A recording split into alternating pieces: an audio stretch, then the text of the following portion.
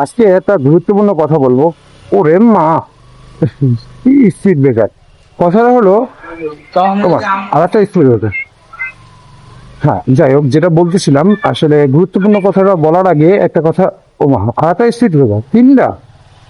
যাই হোক, যেটা বলতেছিলাম আসলে, মা, এই যে আর একটা স্পিড ব্রেকার চারটা। যাই হোক, যেটা হচ্ছে আবার আর একটা স্পিড ব্রেকার।